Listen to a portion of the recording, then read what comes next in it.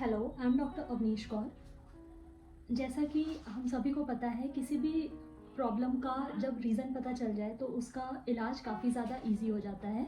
उसी तरह से आज मैं आप सभी को जॉइंट पेन के बारे में कुछ बताऊंगी।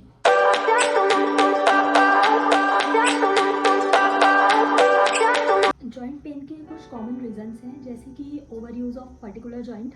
तो इस कंडीशन में आपको उसी पर्टिकुलर जिस जॉइंट का आप ज़रूरत से ज़्यादा यूज़ कर रहे हैं उस जॉइंट में आपको दर्द की प्रॉब्लम हो सकती है।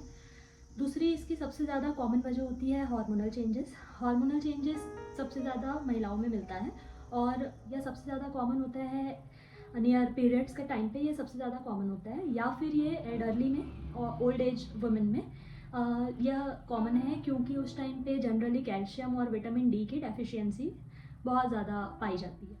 यदि आपका वेट ज़्यादा है या आप ओबीज हैं तब की कंडीशन में आपके डिपेंडेंट जॉइंट पे, जैसे कि नी जॉइंट और हिप जॉइंट पे, आपको दर्द की प्रॉब्लम हो सकती है। तो इस कंडीशन में आपको अपना वेट कम करने की सलाह ज़रूर दी जाती है। थर्ड मोस्ट कॉमन रीज़न है आर्थराइटिस। आर्थराइटिस बहुत सारे टाइप का होता है, जैसे कि ऑस्टियो आर्थराइटिस हो सकता है, सोरियाटिक आर्थराइटिस हो सकता है, सेप्टिक आर्थराइटिस हो सकता है। इस कंडीशन के लिए आपको अपने किसी भी कंसल्टेंट और डॉक्टर से सलाह लेनी काफ़ी ज़रूरी होती है। नेक्स्ट रीज़न जो होता है वो होता है इंजरीज या कोई पुरानी आपकी कोई बोन फ्रैक्चर हुई हो।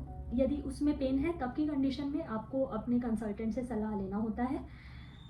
और एक कॉमन रीज़न होता है वीक बोन्स। जैसे जैसे एज बढ़ती जाती है या कोई माल नरिश्ड पेशेंट होता है जो अच्छे से खाना पीना नहीं करता है, ऐसे लोगों में ये प्रॉब्लम ज़्यादातर देखने को मिलती है। इसको हम ऑस्टियोपोरोसिस भी बोलते हैं, जो कि ज़्यादा एज ग्रुप के लोगों में मिलता है। एक और रीज़न हो सकता है यूरिक एसिड। यदि आपका यूरिक एसिड हमेशा बढ़ा रहता है, आपके जॉइंट्स में पेन होता है, तब आपको इस कंडीशन को हम बोलते हैं गाउट। ये यूरिक एसिड क्रिस्टल्स के जॉइंट में जमा हो जाने की वजह से होता है। अब ये कुछ कॉमन रीजंस होते हैं जॉइंट पेन के। इनके मैनेजमेंट के लिए घर पे यदि आप इन चीज़ों को ठीक करना चाहते हैं तब कुछ जनरल मैनेजमेंट ट्राई कर सकते हैं, हम होम रेमेडीज़ बोलते हैं, जिसमें आप सबसे पहला आपका उपाय हो सकता है कि आप लाइफस्टाइल चेंजेस ला सकते हैं। जैसे कि यदि आपको कोई पर्टिकुलर जॉइंट में ओवर यूज़ की वजह से दिक्कत है तो आप उस जॉइंट को, उस काम को कुछ समय के लिए रेस्ट दे सकते हैं।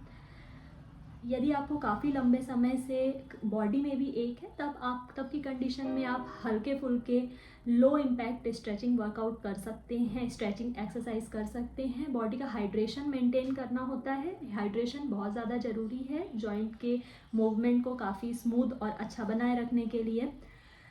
सेकंड आप ट्राई कर सकते हैं हीट एंड कोल्ड कंप्रेशंस।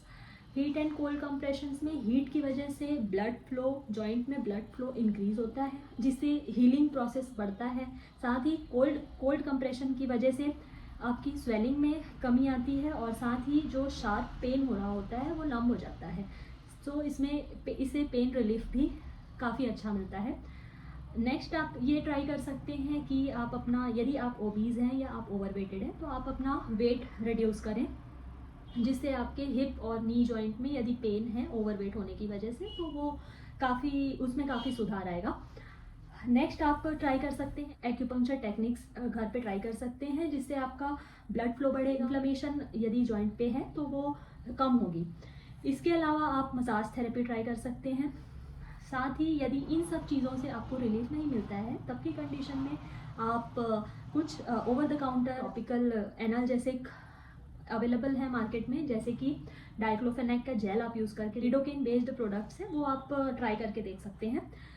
इसके बाद भी यदि आपको आपके पेन में कोई भी डिफरेंस नज़र नहीं आता है तब की कंडीशन में you can consult a health care professional और a doctor for further consultation. You can directly comment below, I will try to solve your problem as quickly as possible. Thank you.